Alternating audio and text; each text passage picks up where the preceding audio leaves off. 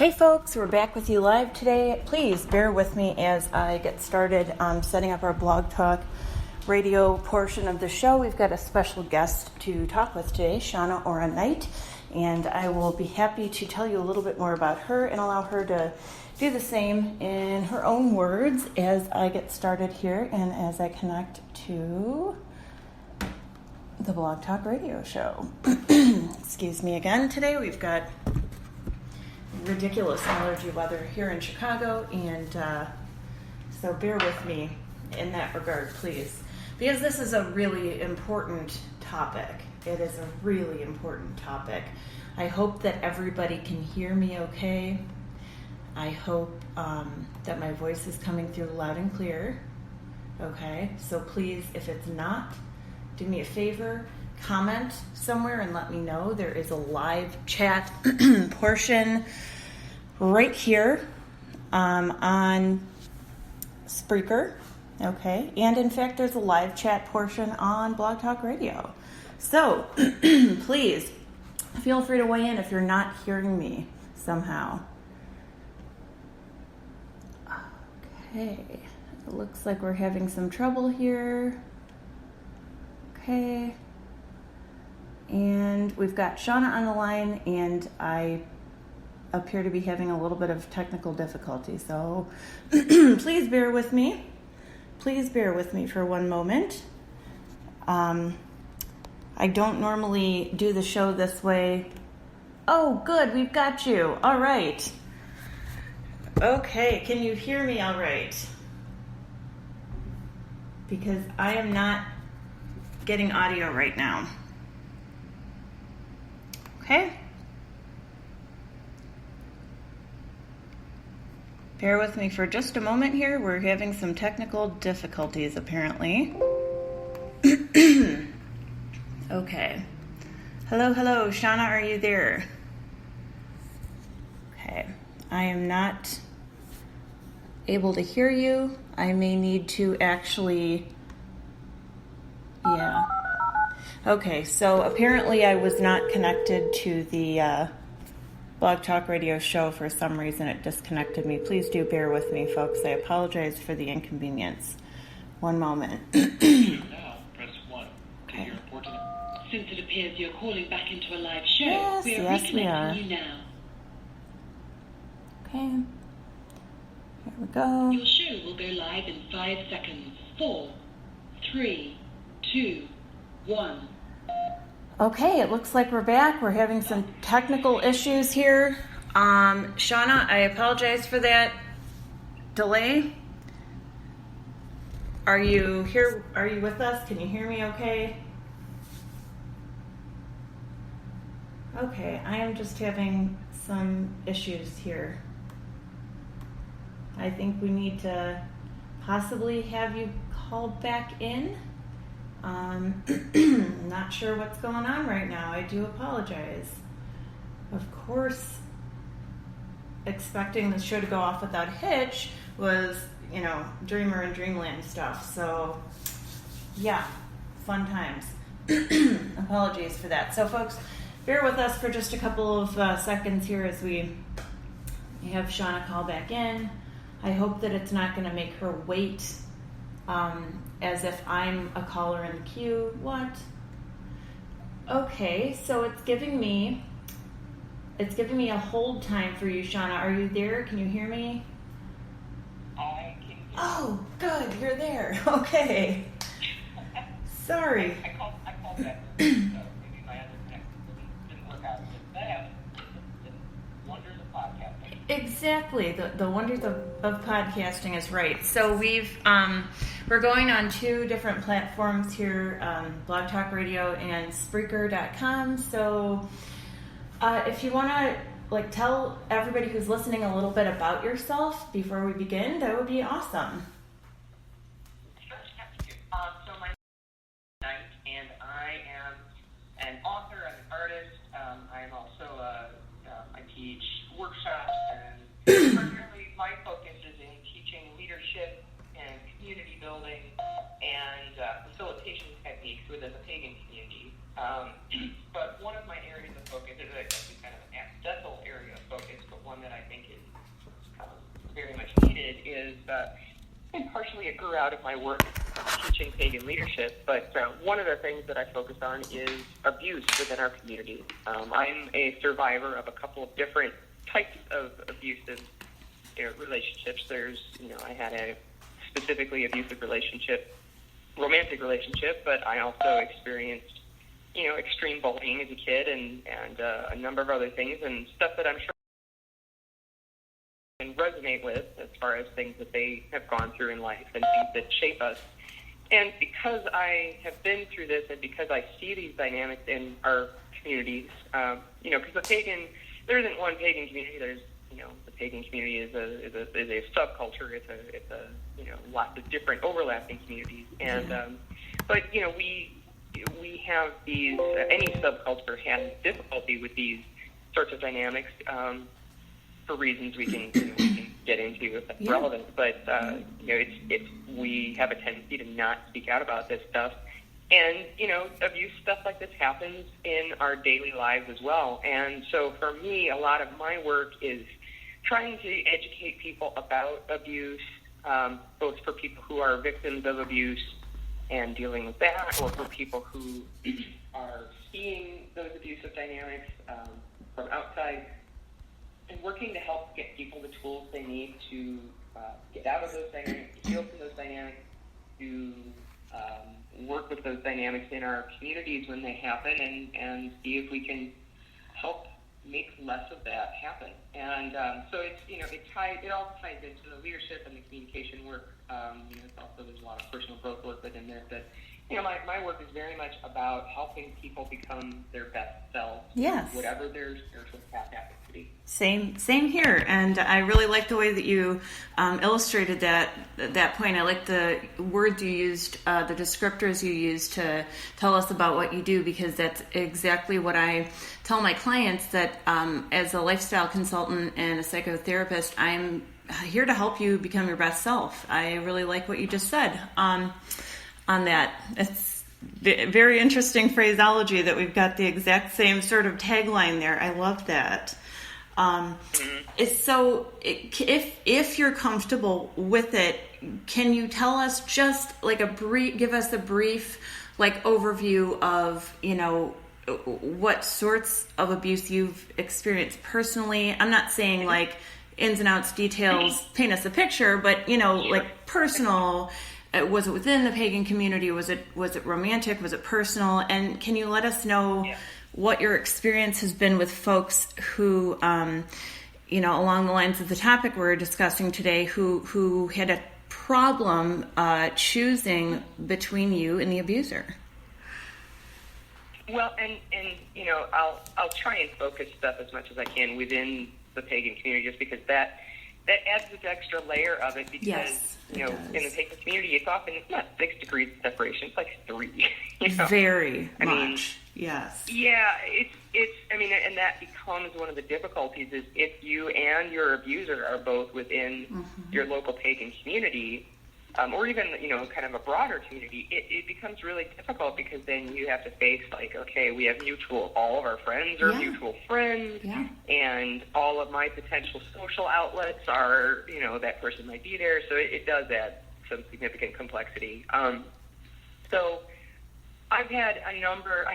I've started looking at abuse as a spectrum, to be honest, because I think we tend to divide ourselves into this binary of I was abused, I was not abused. Yes. And I think our culture is just very abusive, and I think a lot of people don't realize that they are having some of the same, basically, the symptoms of being a victim of abuse. They don't recognize it, because it's just endemic in our culture. Our culture is a very shaming culture. It is. Billboards telling you what you're supposed to eat and what you're not supposed to eat, and that you're supposed to be thin, and you're supposed to be this, and you're supposed to have a new car because otherwise people will hate. It's a very pressuring, abusive kind of a society we live in. And then you go to, what is your family? Is your family pressuring you? Is there a family dynamic? And my family dynamic, I wouldn't say it was really incredibly abusive. It wasn't always the healthiest. Like there's definitely some stuff that, you know, I'm starting to go into with my family where I realized there was stuff that wasn't the healthiest emotional dynamic, but, Yes. you know, it wasn't like, you know, really overtly abusive, I guess is the best way I can put it. You know, but my mom was my safe haven because I was bullied really terribly at school because I was the fat kid with acne, and I was the smart kid, and, you know, I was bullied pretty badly. Particularly, like in grade school, it was a little easier because it was actual more just overt physical bullying sometimes. Right. And, you know, I was mostly just protected. Middle school, you know, I don't know what it is about those little hormones boiling up inside of everybody's bodies, but everybody in middle school was just way more asshole, and it was a lot more psychological abuse. Is the best way I can put it. You Absolutely. know, the energy it takes to go to school every day when you know that there are going to be people there hating you and calling you names and bothering you when you're trying to go to the bathroom, and you know it's a lot. And so that's kind of, you know, what I went into adulthood with, is feeling like everybody was out to get me, and you know, and I had ample evidence of that, so I wasn't necessarily wrong. And I went through a lot of personal growth work at Diana's Grove, and I was feeling a lot better about myself. I wasn't kind of being standoffish. I wasn't rejecting myself. I kind of developed this tough girl, know-it-all, fuck everybody kind of an attitude, and so I kind of eased off on that, and I opened up, and then I started a relationship with a man who, he's pagan, and he's bipolar. I later learned he's on disability because of his bipolar being as severe as it. Wow. Well, and here's where abuse becomes problematic, because there are things that he told me about his life, and when you're working with somebody who is abusive in specific ways, there's no way to tell if he was telling the truth. But right. I'll tell you kind of what he told me about his life, and certainly there are some grains of truth in it.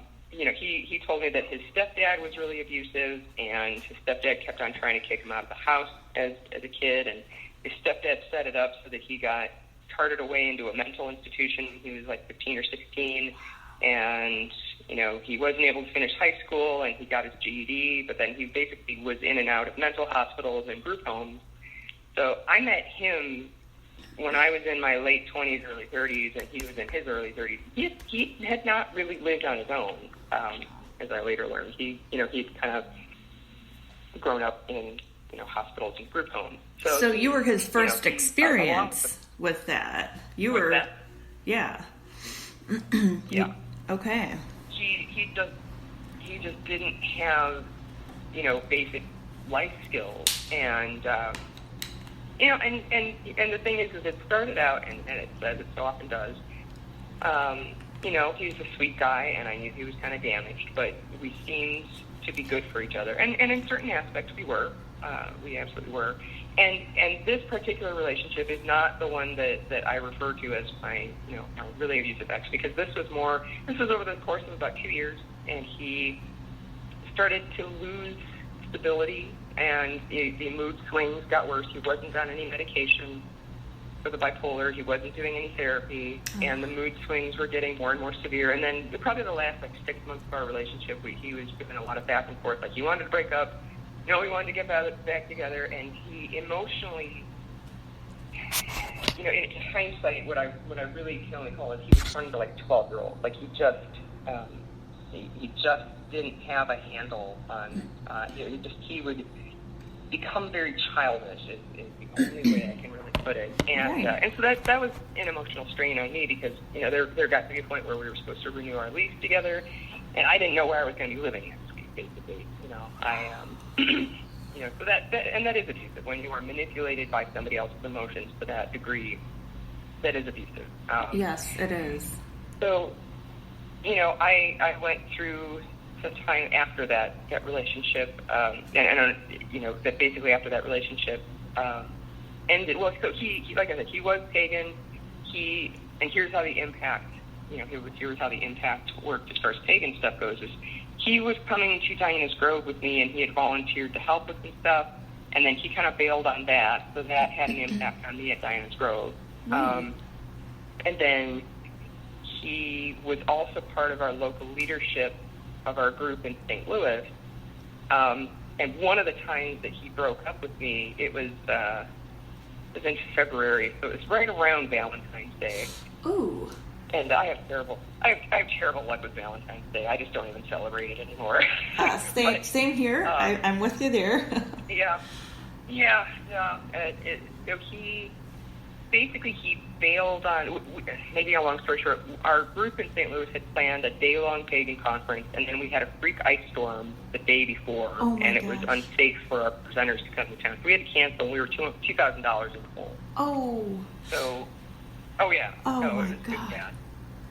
So what we did is the venue we had rented, they were under no financial obligation to do this, but what they did is they said, okay, if you want to reschedule your date and use the facility, again, we'll make that work for you, because this was a freak active weather thing, and which is very nice. So what we did is about 6 weeks later, we held kind of a benefit. So we did a public in-bulk ritual, and we gathered together lots of stuff for fundraising, and we raised pretty much the money we needed to cover our costs. Excellent. So that was a very important day. And he was on a leadership team. He had ritual roles. He was helping me set up. And that morning, when I woke up to get us ready to go and do this benefit event, he broke up with me. So I was having to deal with that, and that's emotional manipulation. Yes, because it is. What he wanted was for me to prioritize him in that moment. He was being a drama queen. He was having his meltdown. He wanted me to not go do the event and to instead stay with him and prioritize him. He was trying to leverage that. And he was probably trying to ruin any sense of fun or accomplishment that you got from participating in the community in that way. I don't. Not with him. I could say that with my other ex, but not with him. He was acting purely on emotional autopilot. Gotcha. I can say that he would turn into this scared little kid. He just, So he went in the other wanted direction. me to focus my attention. Okay. What's that? He went directly in the opposite direction, whereas many abusers would be trying to ruin it for you. He was just unable to control his emotions. And I didn't even recognize what he was doing as abusive until I started doing more therapy and looking at emotional abuse. I mean, he doesn't have good emotional coping skills, and so this was one of those things where lots of us, and I know this is something that's been hard for me to wrap my head around, and I know it's hard for others. A lot of us have abusive behaviors. Yes. That we learn, and because we learn these bad behaviors, and they're not helpful, they're not healthy, they hurt other people around us, but we learn them often just because we're scared. Yeah, that's true. A lot of that comes from that. So this relationship was, it was abusive in the sense that I was being emotionally jerked around and manipulated, but, it wasn't, he wasn't a narcissist, he wasn't, he just had no emotional filter, and eventually that just got to be too exhausting, to be with, and then he left me for somebody else and didn't tell me, and so there was all that. Gosh, I'm so sorry. But I mean, he was trying to feel safe, and I get that. He doesn't have, and this is just such an important thing to understand about abuse. Is that the abuse is not always about the person being abused. Sometimes it's just that person doesn't understand how manipulative and hurtful they're being, and that kind of makes it hard, because on the one hand, those of us who we have compassion for this person we love, of course, and we know that they don't mean to treat us like that, but at the same time, it is still really impacting our lives. Well, exactly. So it was in the aftermath of that relationship where I was feeling very alone. And very much in that, I'm too difficult to put up with. Who's going to love me? I'll be alone forever, kind of a headspace. Which is that's definitely one of my challenges. That's something that's one of my dark places I go to. And in that place, I was in the middle of moving back to Chicago after finishing the leadership training at Diamonds Grove, and I was like, okay, I want to do some community networking here, get some public rituals going. But first I was like, okay, let me see what's going on around. Right. And there was already a group that was doing that in Chicago called Earth Spiritualists of Chicago. And, their leader was a guy named Mark, and at the time he was going by the magical name Mulogo, and then later on, after he and I were together, he changed his name to Mark Mandrake. Yes, I remember that. So he and I met on, I messaged him, and I messaged a few other community leaders. He's one of the only people that actually responded, and I said, hey, I just came back to Chicago after doing this leadership training, and I'm looking to find ways I can engage the local pagan community and help out, and, I'm interested in offering classes and helping organize events, stuff like that. And, if you're a pagan organizer and somebody is interested in volunteering and who has skills to bring to the table, you're going to snap that up. Yes. So, he and I met at a cafe to talk, and we hit it off like a house on fire, and we were talking for, 6 hours, something like that. And I was kind of getting, and I will fully admit, I can be totally clueless about this, but I was kind of getting the vibe that he was attracted to me. He had said he was married, so I was like, I don't really want to get involved in a poly thing right now. Of course. And it didn't occur to me that he would be cheating. Right. That just. Well, I think you bring up an important point right there, and that is that those of us, not just those of us who have been through abuse, but people in general, when we're good people and we're empathetic and kind and compassionate and caring people, we ascribe our own motivations and our own values onto other people. And I think that's one lesson you can take away from meeting someone like that is don't do that. Let them show you, who they are and what they value. And I'm not saying that it's a bad thing for us to do that. It's just that sometimes it ends up not being so healthy in the long run. So I just wanted to take a moment and point out that little kind of lesson that you just brought up when you mentioned that. Yeah, there's so many factors that end up going into all of this and it's often a hindsight being 2020 thing. Like there's stuff that I can explain having been through it. Of course. That, if you would have explained it to me before this, I maybe could have noticed some of it, but it's just there's so many little subtle things agreed. that up with it. So, in hindsight, there were a lot of red flags going off. If I knew more, if I'd known more at the time right. about, cheating behavior and what that looks like. But we've all been there. It's not your fault in any. What's that? It's not your fault or anyone's fault. Those of us who've been in similar situations at all. So, yeah.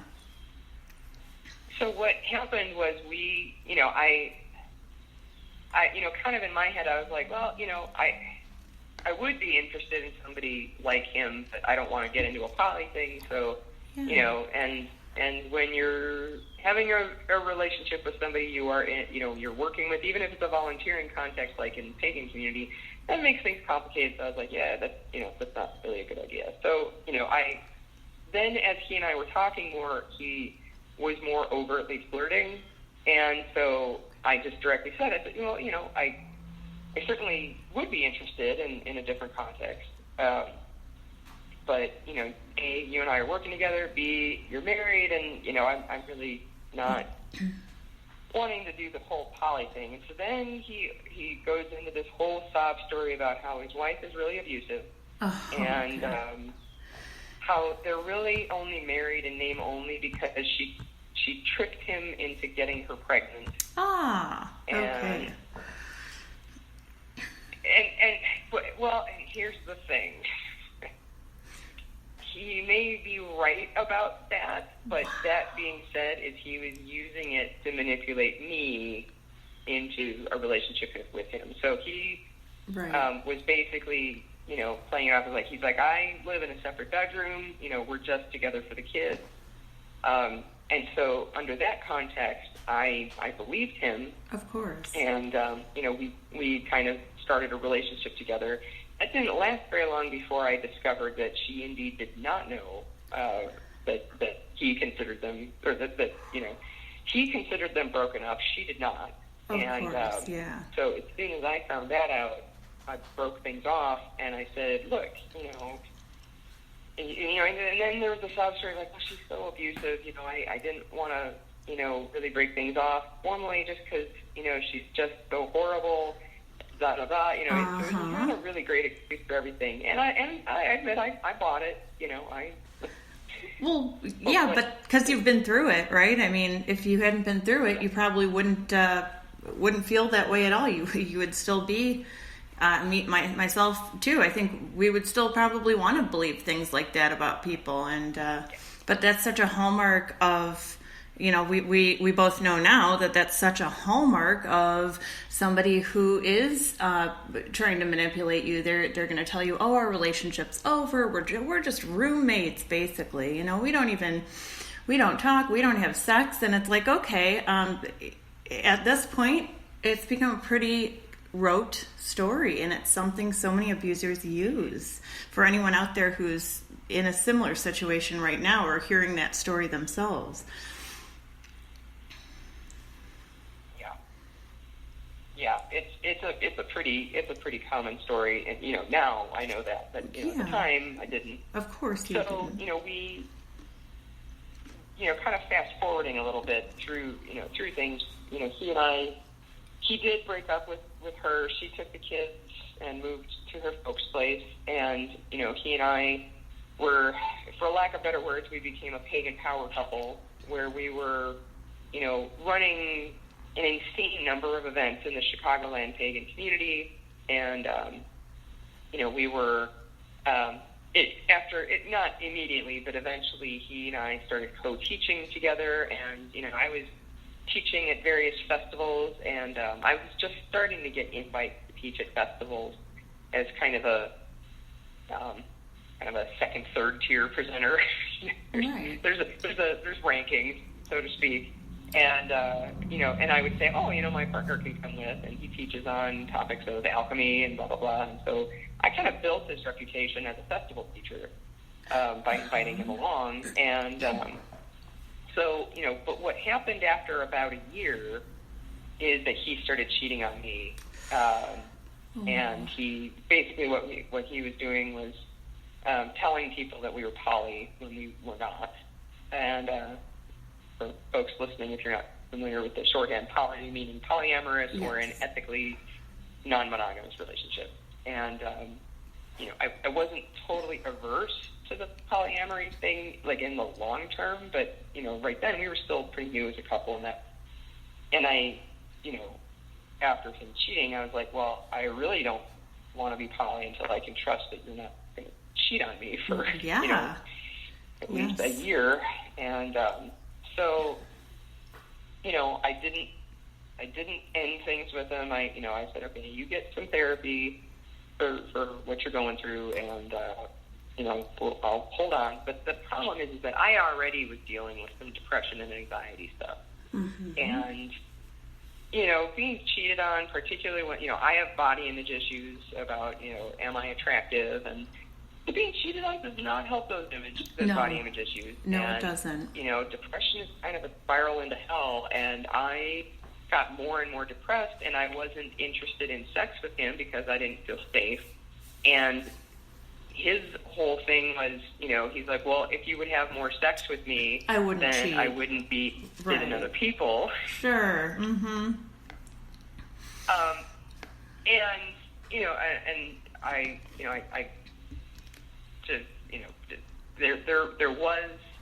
There were some instances where at the time I did not understand that it was rape. Yeah.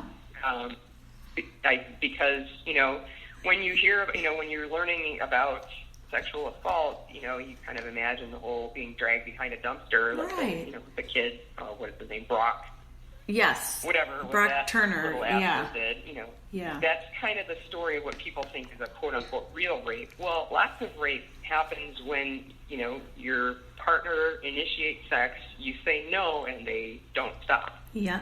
Correct.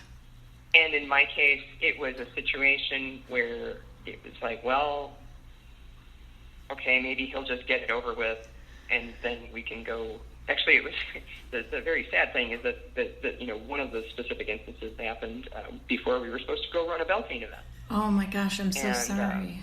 Yeah. And so that's kind of always going to be there for me when I think of a Beltane. Oh. And so that being said, it's this happens to so many women, and they don't even realize that their consent is being violated. Yeah, it happens exactly. to men too. It happens to people of all genders, where they are pressured into sex and they don't feel that they can say no, or they say no and that no isn't respected. And I will 100% admit myself, looking back at my past relationship with men, I learned, the kind of growing up, I learned that like if a man is not interested in sex, you just keep, bugging him Yeah. or pressuring him or Yes. touching him, or you can come on, you can pressure Exactly. something, pressure a guy, and that's socially okay, and it really is. And it's not. It's also a violation. It is. You're right. So there are so many different things where learning more about consent and how my own consent was violated has helped me be a more respectful lover for my partners, because there are things that are kind of, like I said, they're in the movies, they're in TV shows, it's socially, there's kind of this idea that it's socially acceptable, and it really isn't. So it's on all of us to really look at how we pressure other people to do things. Yes, absolutely. But, so the cycle of our relationship continued. It got worse and worse, and then he started turning other people in our group against me, and I blogged about it really at length, so I'm not going to go into the super details, but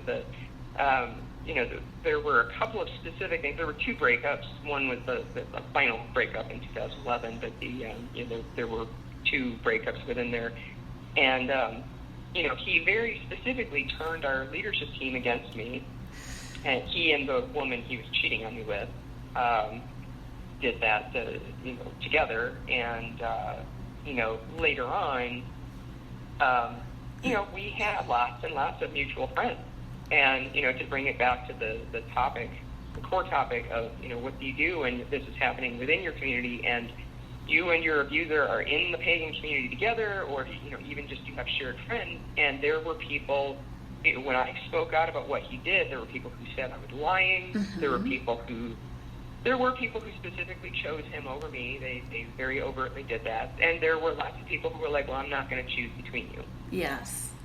And can I just take a moment to address something you just said? I want people listening to be aware of this, because I hear a lot of people out there come to me and say things like, well, so-and-so said that they were abused, but they're lying, and that person would never abuse their spouse or their partner or what have you. I just want to point out that only about 3 to 4% of all reported cases of abuse are ever proven to be false. So there's nothing much to be gained by coming forward either to law enforcement or to your community or to your group of friends and loved ones and saying I was abused if you were not abused. So I just want to touch on that point really quickly, because it's so easy to say, oh, that person's lying, they can't be telling the truth.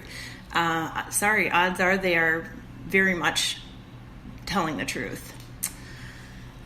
And there are, the problem is there are caveats to that, because my ex was actually, one of the ways he turned people against me is he convinced people that he was the one being abused. Right, because he's doing the abusing. Percentage of people that's lying. Yeah, well, and that's a whole other issue. That ties into personality disorders and just abusive personality types, because when somebody is the abuser, oftentimes they will claim to be the victim when they are a disordered person. They know. Yeah, that's a situation. Yeah. Oh, go ahead. No, I was just going to say they know that people are more likely to believe the first narrative that they hear, and if they're the one to initiate that narrative and to claim to be the victim off the bat, how likely are people going to be to change their minds? That's actually, there's a technique that I use when I'm engaging in any kind of mediation or negotiation where there's, two sides or multiple sides of a story. Yeah.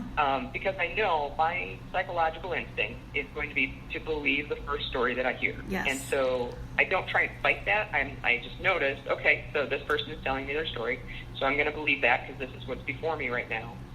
Mm-hmm. And then when I hear the next story, my instinct is going to be to believe that story because that's what's before me. And I let myself, feel that and notice that. And then, agreed. Yes. I work to gather data and see where there's the inconsistencies. And there's usually, there's a quote from Babylon 5, which is one of my favorite sci-fi shows. That the quote is, "The truth points to itself." Yes. Oh, that's beautiful. And very often, if you listen enough, if you keep on asking questions and collecting information, if you talk to various parties, if you fact check, and fact checking is very important if you're trying to determine, what's going on. Yeah. If you do that, you will often find out what's going on. And it takes effort, and it's difficult to do because it's uncomfortable as hell. I will be right up front. Like, you have to ask people direct questions about things. You have to basically disbelieve that they're telling the truth. Like, your instinct is, like, it's your friend, so you want to believe them, right? But you have to assume that they may or may not be telling the truth. And but when you do that fact checking, you can usually figure out what's going on. Yes. It does take significant effort. And because, that's one of the things that like I said at the beginning of the story, like, I kind of accidentally specialize in dealing with abusive community leaders because what happens is this exact scenario where you've got one person saying, they're the victim, they're being abused, and then you've got somebody else saying, no, it's them that's the abuser. Right. And you're like, well, what do you do here? And usually, if somebody, and like you were talking about with personality disorders and the particular abusive setup, is that somebody who is using the status of victim in order to gain sympathy, there are other abusive flags that go with that. And if you know what you're looking for, you can say it. I'm not going to say it's easy. It can take some time to figure it out. But it's a whole constellation of things, and so that's kind of what was happening to me. Is there were people that mostly it's he had his kind of followers. My ex, he had his followers, and there were some of them that I tried talking to and convincing that I was convincing on my side of the story. And what I have learned is that if you're in one of those particular abusive scenarios where your partner or whoever is abusing you has turned people against you, do not spin your wheels. It is a lot of emotional effort to try and explain all that to somebody, and they are not probably going to believe you because they've already been poisoned against you. Now, here's the thing that can give you a little light of hope in that. In what happened over the course of several years is one by one, a number of people who had very specifically sided with my ex would contact me, and they would say, "I'm so sorry I said all those horrible things to you. I've finally seen Mark do the stuff that you said he did. Right. I'm so sorry." Great. And so, sometimes people do come back to you. And so when I'm dealing with an abusive situation where somebody's really convinced that the other party is the one, so-and-so could never be abusive, it's, what I will generally tell them is, I hear where you're at, and that's not the truth of the situation. I'm not going to fight you on this. Yep. I'm just going to go ahead and cut you out of my life. But if you come to a place where you are seeing this person doing this behavior and you start to understand that where I'm coming from, do feel free to contact me. But until that point, I'm going to cut you off. Yeah, absolutely. And Yeah. the healthiest And, thing you can do. Actually, a number of my Mark's exes, after his and my relationship, he was doing some of the same stuff to them, and they, one in particular contacted me, and, she was just desperate for help because she didn't know what was going on, and she's like, I just had a feeling that he must have done the same thing to you. And I was like, yep, he did it to me, he did it to his ex-wife, he did it to, he's a serial abuser, and I'm really sorry that happened to you. But,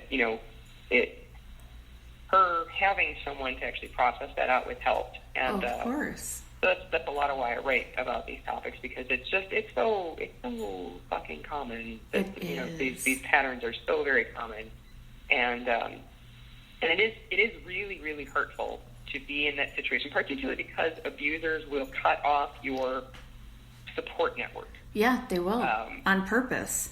And yes, and Mark absolutely worked to cut off my support network. Yep.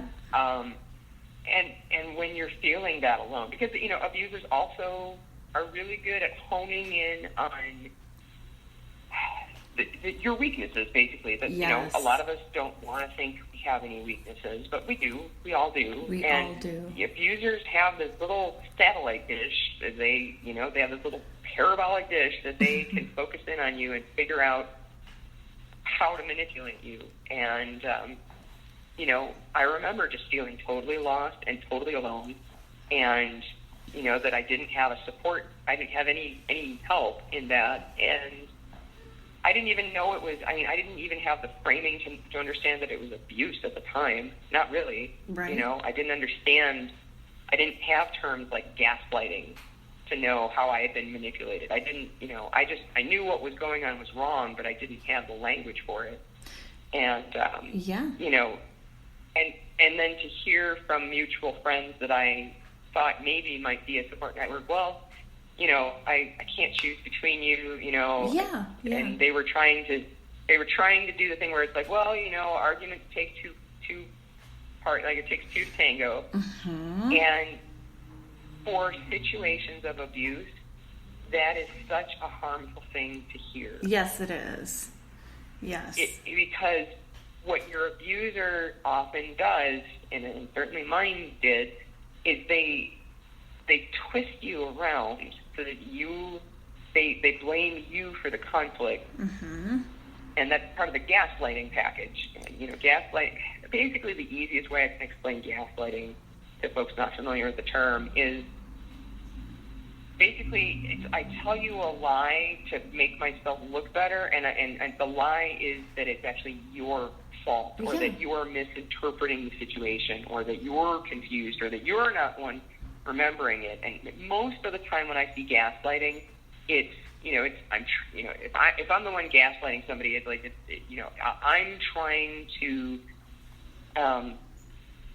make you think that you're the one that's crazy, or that you're the one that has the problem, to kind of a smoke screen so that you don't realize that I'm the one who has the problem. And the way I think a lot of abusers accomplish that is, this weird, this odd packaging of, their narrative. It's like they have a whole wrapper of bullshit that they kind of wrap around a tiny kernel of truth, and they'll try to serve it up to you in this really specific way so that you will believe it. And when you do, then that is absolutely devastating to, I think, your sense of self, your confidence, your identity, who you are as a person. And when you start believing that, then you're getting into the territory of like Stockholm syndrome and siding with your abuser first and foremost, rather than believing your own intuition. And I think that is